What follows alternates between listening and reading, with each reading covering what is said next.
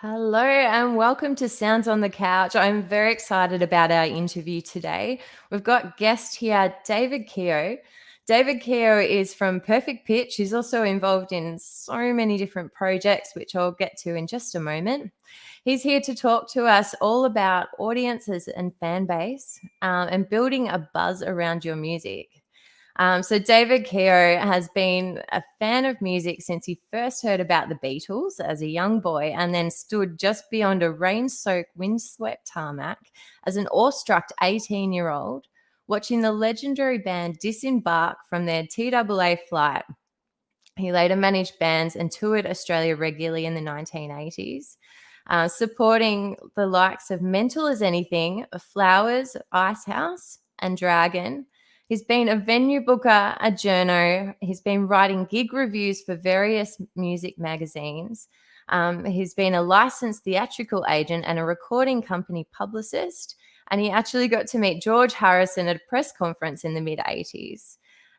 He's done so much. He's also been a professional writer and creative director, working in advertising and the marketing industry for decades, with time spent at major agencies, including O&M and McCann Erickson, before co-founding his very own communication agency, Vida, in 2000.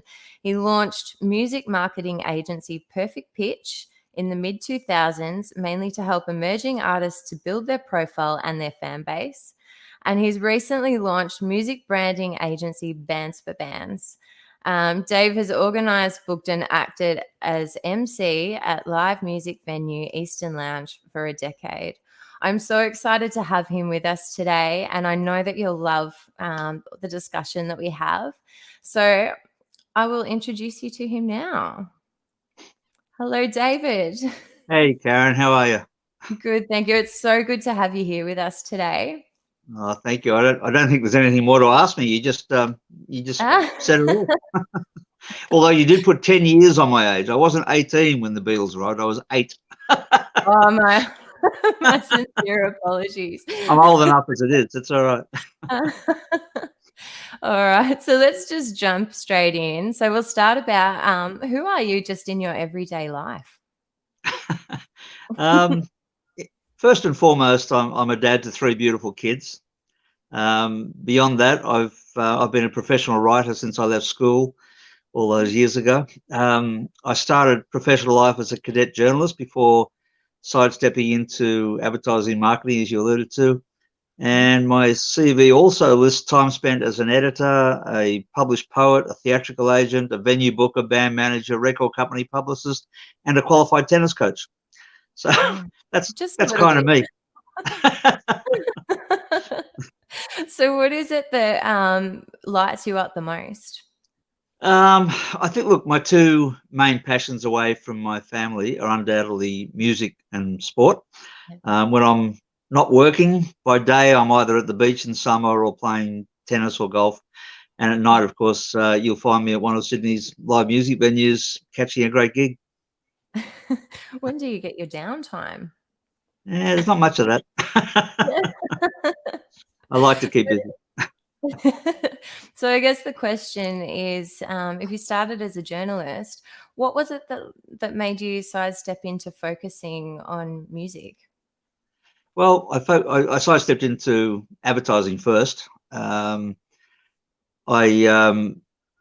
And the bottom line was, as much as I love journalism, it didn't pay anywhere near as well as advertising did. So, so I became a junior advertising copywriter at a young age, and spent a few years with the multinationals before branching out by myself. And the moment I did branch out by myself, I was always intent on weaving my passions into my career. So that's when the music came along. Yeah, it's just something that I always believe in, that you follow your passions, you be true to yourself, and music is definitely part of who I am. Fantastic. So I guess you've had so much experience in so many different areas. You're just saying I'm old again. You really are. Oh, no, no, no, no. This is not about your age. So, That's all but right. particularly areas of the music industry. So what's been the most memorable experience for you? Well, you already mentioned it, actually. I have had some great experiences, but personally, and as a Beatles tragic, as you mentioned, I'd have to say that that meeting George Harrison and Derek Taylor, who was the Beatles publicist, at one event was the highlight. And I also met Sir George Martin, the Beatles producer, as well. So both of those were dreams come true. And the fact that I actually conned my way into a press conference at the Sydney Opera House to meet George was something that I probably shouldn't be proud of, but I am. it was just a wonderful moment in time for me. Yeah, well, it's a once in a lifetime experience, isn't it? Absolutely, absolutely, yeah. So you launched Perfect Pitch in the mid 2000s, and Yep. recently you launched Bands for Bands. Would you be able to Hmm. give us a little bit of an insight as to what each of those businesses Yep. are and what the inspiration was behind starting them? Sure. Again, I think the inspiration was just to weave music into my professional career, because I am so passionate about it. With Perfect Pitch, it was very much an altruistic enterprise. I honestly started it with the main aim of just helping emergency, sorry, emerging artists to build their profile and to build their fan base. It's really what I was doing in my marketing communications agency, just applied to music. So the principles are the same. So that was and still is the main aim of Perfect Pitch. Bands for Brands a little bit different because that's aimed not directly at the musicians, although it gives them another great platform. But the whole aim of that is to make corporates realize that they should be using the emotion and the power of music to connect with their audiences. So to actually weave music into who they are as a company, into their brand, into their image, into their communications and marketing strategy. Yeah, that's still pretty new. But I mean, music branding per se isn't new, but there's not a lot of it happening in Australia, and I think there's a huge opportunity for more brands to use music as part of who they are as a brand, and that in turn will help a lot more musicians as well. Yeah, absolutely. So how has the journey been as you've seen those businesses grow? Uh, Almost always fun. um, there obviously have been a few hiccups along the way, as there is in launching and running any business. But overall, I consider myself to be very lucky to be working in an area that I love. That's living the dream, isn't it? Yeah. Well, I guess, was it always your dream to be able to create your own businesses and work for yourself? Or is Yeah, that I something think so. that As I said, when I was working for a lot of the multinational agencies, sometimes I was having to sell stuff just for the sake of selling it, and to me, that wasn't being true to myself. So in fact, I've worked for myself probably 3 or 4 times over my career journey. Sometimes got headhunted to go back into agency life or whatever else, but in the end, 20 years ago, I decided no, that's it, and I've been working for myself ever since. Oh, that's great. And obviously you've achieved a lot through doing that as well, which is amazing. Yeah, yeah. I mean, obviously, there's different measurements of what achievement is, but I'm content. Well, what's your definition of achievement? Oh, look, I don't, as I said, I think if you're happy doing what you're doing every day, that's great. Obviously, there's, financial rewards, but I would be making a lot more money if I was still working in Adland than I am working for myself. But that's not, life is about balance, and it's about, doing what you love doing. So Yeah. I consider myself better off doing what I'm doing than had I stayed full time in advertising. Yeah. Would you be able to take us through a little bit about what your day would look like as you're working with your clients, or what the process is that you would take your clients through? Sure. Every day different in massive ways, but as I said, because Perfect Pitch works mainly with emerging artists, there have been exceptions. We've worked with some very established artists as well. But I'd probably start off by reviewing their current marketing. I mean, they might not even call it marketing, but I review what they're doing to get their music and their message out there.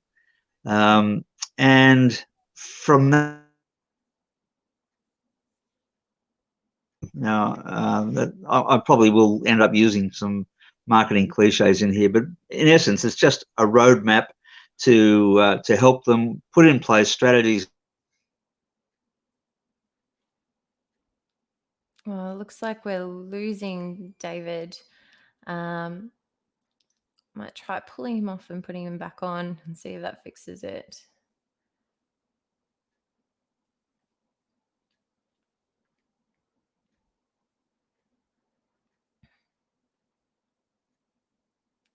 I'm very sorry for the technical glitch, everybody.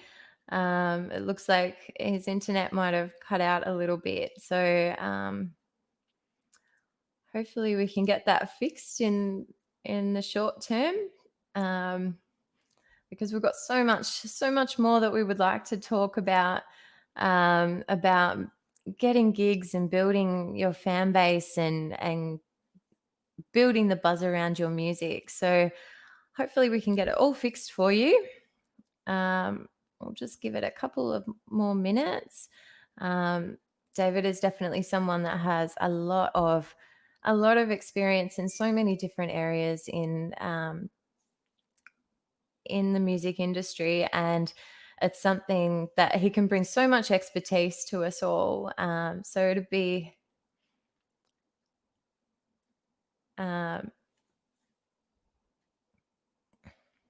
looks like we may have lost him. So I might have to just end it there for the moment. Hopefully we can get his internet sorted, and I might come to you with a new live stream where we can finish the interview. Oh, it looks like he's popped back. There we go. The internet just dropped out again. Yeah, that's all right. Yeah, I thought it was just a little internet glitch, but that's okay. Yeah, it was a big internet glitch. Oh, and there could be another one. There could be another one in 42% of my battery life to come too. So anyway, Oh, no. But yeah, sorry. What I was saying is, having reviewed what they're doing right now to get their music and marketing out, the next step would be sort of giving them the roadmap in terms of strategies and tactics to help them, everything from building their profile, building their fan base, getting gigs, creating that buzz around the music that you spoke about before. So I let them know the kind of tactics that they can put in place. Some of them they know already, but I can also help out with specifics, of course, like writing bios or media releases, creating websites, designing logos, even helping them with their, with styling and image to help them stand out from the pack. So, yeah, all of the above. Really. So have you had many experiences where the expectations of clients as they first come in have been quite different to yours? And are you able to share an example of that? Look, pretty much we sort that out at the top of the, when we first get together. I find out what their expectations are, and I'd say that it doesn't go wrong very often because I know what they want, they know what I do, so it works out well. I have had one instance of a particular established artist who had asked me to sort of run a media campaign based around a run of shows that he was holding. And I think he expected he would be on the front page of every newspaper and magazine and broadcast all over TV and radio. And bottom line was, I had warned him that, you have to have a newsworthy story to get that kind of coverage. And we got some coverage for him, which I thought was pretty good, but not enough to meet his expectations. So that happens. But, that's very rare. Most often we're on the same page. Yeah, I guess that communication piece is very important at the start. Yeah, absolutely. But like in that case, when you're speaking with the media, it's very much about making sure it's newsworthy. If it ain't newsworthy, then they're not worried about it. Yeah. So for musicians that may be watching this at the moment and they're looking to expand on their own music, What would you recommend that they begin to focus on in starting to get more gigs and increasing their fan base? Sure. I guess one of my first pieces of advice would be, in this social media obsessed world, is to not rely solely on social media as your means of communicating with fans. It's a very important component of an overall strategy, but that's what it is. It's one component. The fact is, the musician who wants to make a living from doing what they love must compete as a brand. And again, I'm talking probably marketing ease, but by that I mean they must always project a professional and cohesive image across absolutely everything they do, online, offline, on stage. It doesn't matter. They have to be the brand. I am a firm believer that every artist needs their own website, and a lot of, I've got Facebook, it's okay. Well, not really, because you don't own any of the data you have on Facebook. Facebook and Google own those that data, so you can't collect data. You really want your website, I'm talking to you now as an artist, to be the door to your fan club. You want to drive people there where they can find out about you, they can hear your music, they can buy your music, they can, that's your main portal between you and the fan. So with that website and brand established, then all the people you want to talk to, the venue owners, the festival bookers, the media, they can find you, they can find out about you, and they can make their decision as to whether they want to connect with you. But if you've just got a Facebook page, it ain't enough. Yeah. So what are some sorry, losing my tongue. That's all right. What are some other avenues that you think that artists should be looking at? So obviously you've spoken about the website, but what are some Yep. other non-social media avenues that they can look at?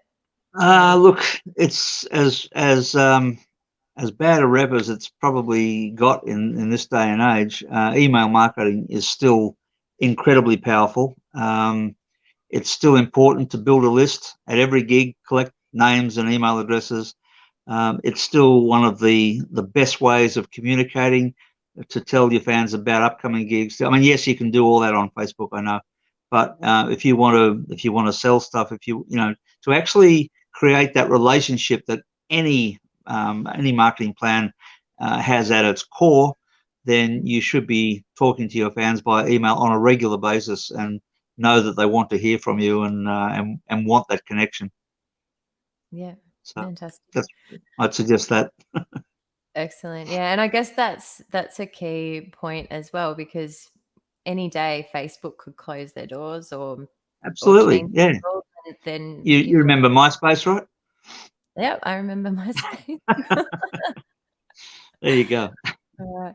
So, in your eyes, what does it mean to really create a buzz around your music as an artist? It probably goes to what I was saying, that all marketing is about relationships and building relationships, maintaining relationships. The longer the relationship between fans and an artist, the more successful that artist will be. I mean, fans are a musician's currency. Venue and festival bookers want to know how many fans you have before they'll book you.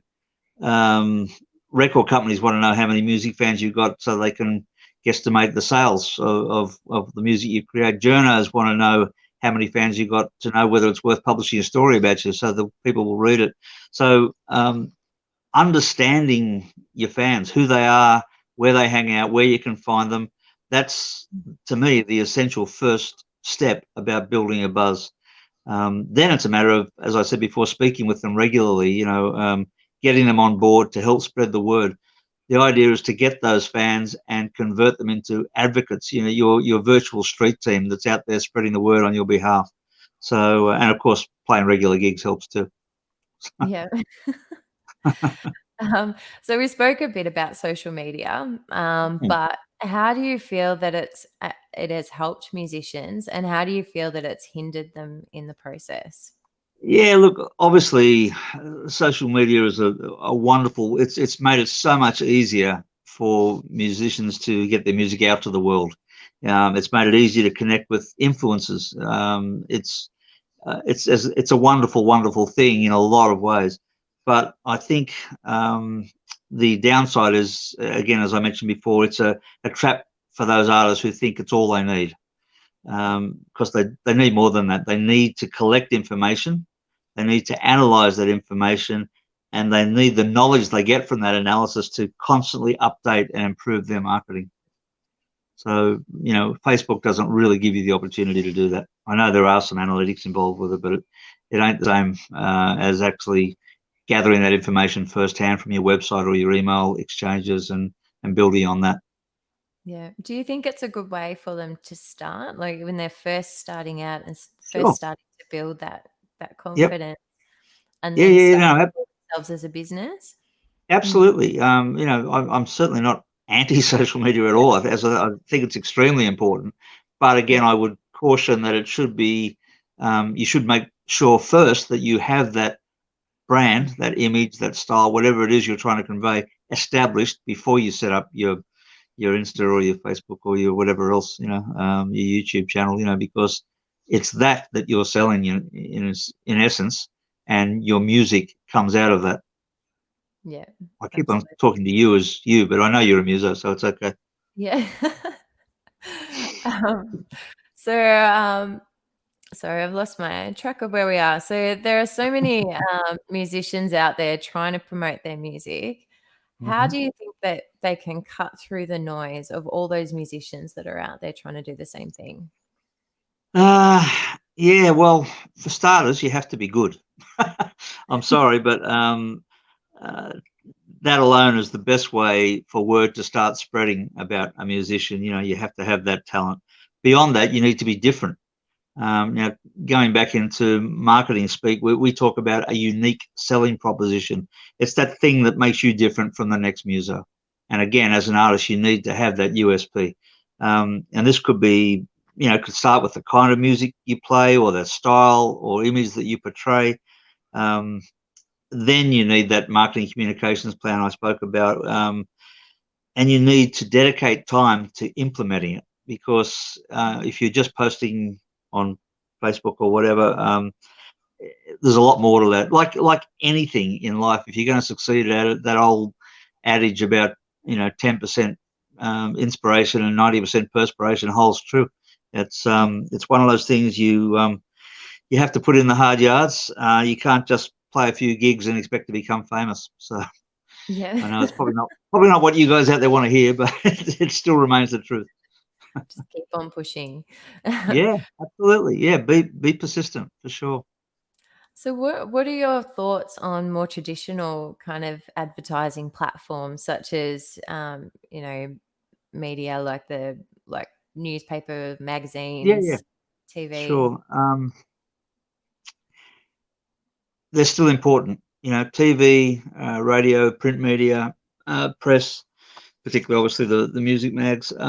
All those things are still important, and they shouldn't be ignored just because you're online.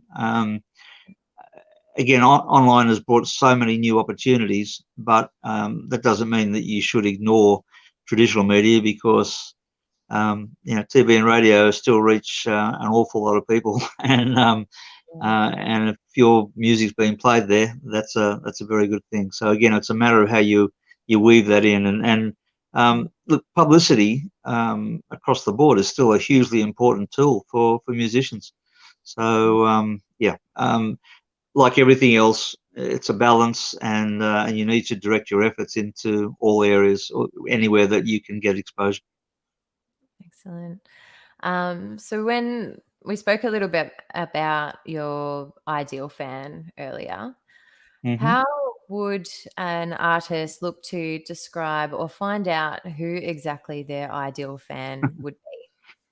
Okay. I think my thoughts on this are, always start with the early adopters. Always start with the people who first like your band, go to see you in the garage, go to see you at your first gig. Those who support you first.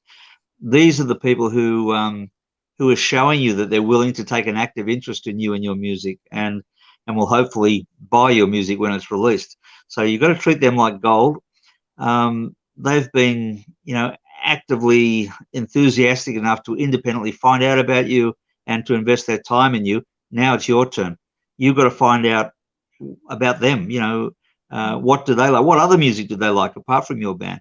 And that itself will give you a guide to future marketing. Where do they discover new music? What platforms are they on? That's where you need to be. So once you start to build up that profile of your ideal fan, then you can match that to the profile of other fans. So, fans who love such and such a band are likely to like my kind of music. So I'll go and lean in on the conversations of fans of that other band and tell them about us. It's that kind of thing. So that's, start with the early adopters for sure. That's great. So just having conversations with them, looking at their social media, stalking them. All of that. Exactly right. That's right. We call it research, Research, yeah. So I guess another question is, how do you go about creating this buzz without overdoing it and without creating what many would call spam? Sure. Look, that's a good question, and there is a line that you don't want to cross. But I think most artists actually err on the side of not talking to their fans enough, to be honest.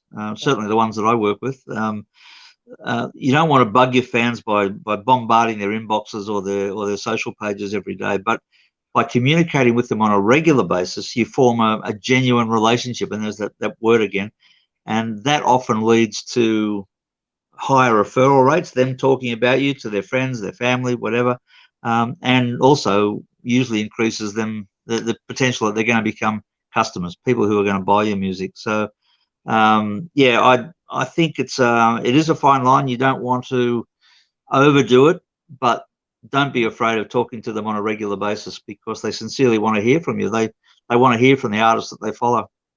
Yeah. And I guess a lot of it's about creating that value, isn't it? It's not just. Yeah, absolutely. Yeah. And to do that, you need to listen to them and then act on what you hear.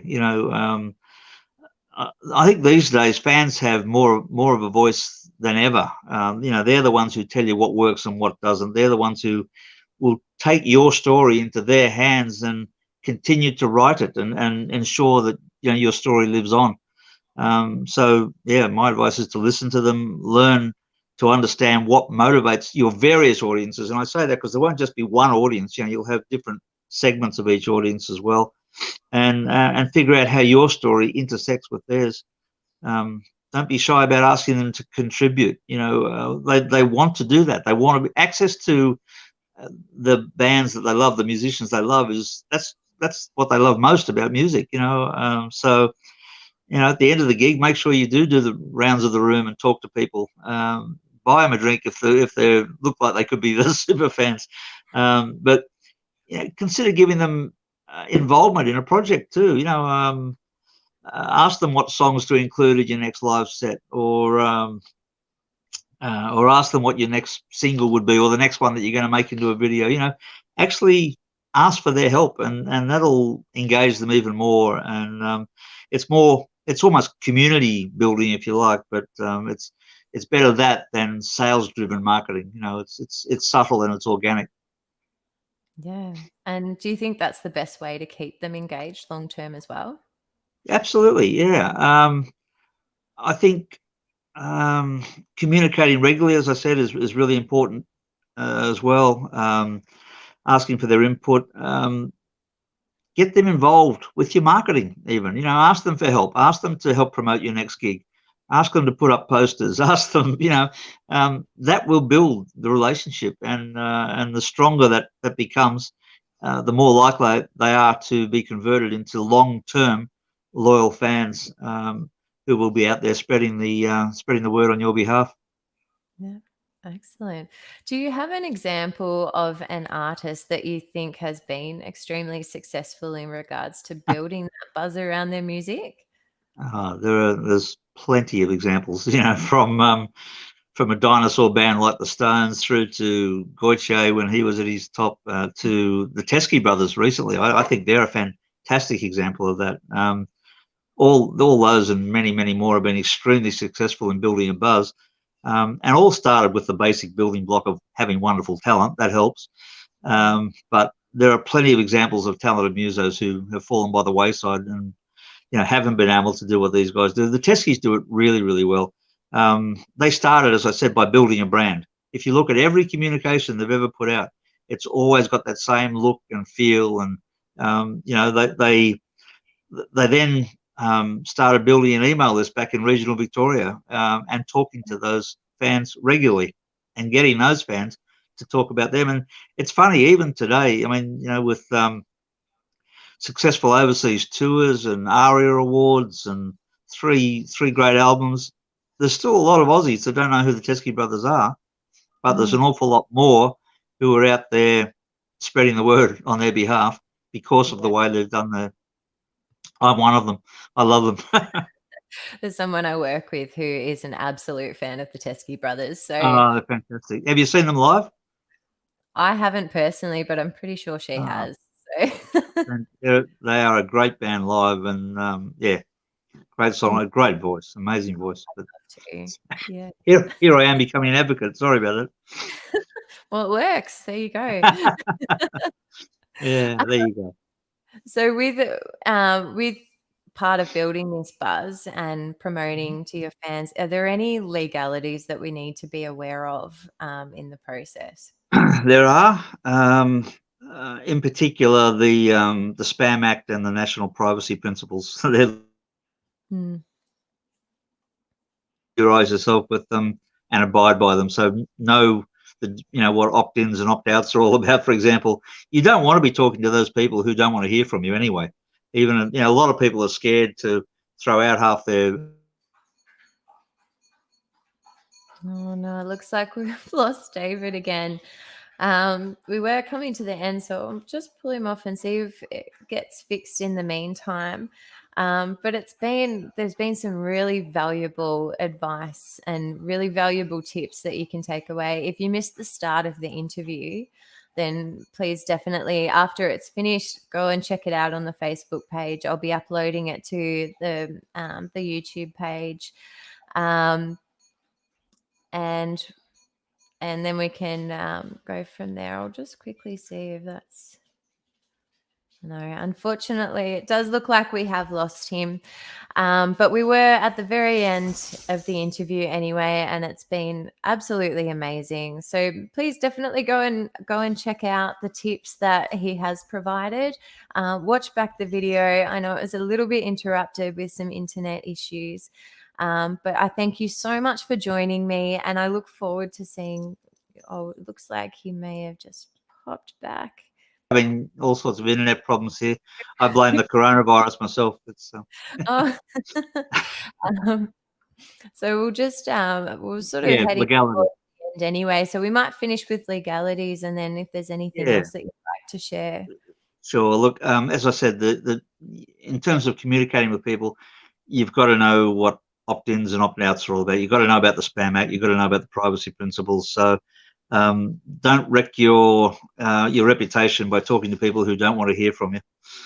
My phone's giving up on me, I tell you. But look, I think we've covered a lot of ground, Karen. I don't know how much more I can say, but I'm always willing to talk to anyone who wants to talk to me. You can find me at perfectpitch.com.au, and anything I can do to help, I'm here and able to. Fantastic. Thank you so much for joining us today. It really has been incredibly valuable, and I know that a lot of people will watch this. Well, I found it very valuable. So a lot of people will watch this back and be very grateful. So yeah, if, as he said, if anyone has any questions, you can either reach out to David, or you can send me a message and I'll pass it on. But yeah, so thank you very much, and thank you. And I'm sorry about the technical difficulties. I apologise. That's out of your control. I appreciate you joining us. Thank you very much, everyone, and I hope you all have a fantastic night. Thank you. All the best, everybody, and good luck in your careers. See you later, Karen. See you.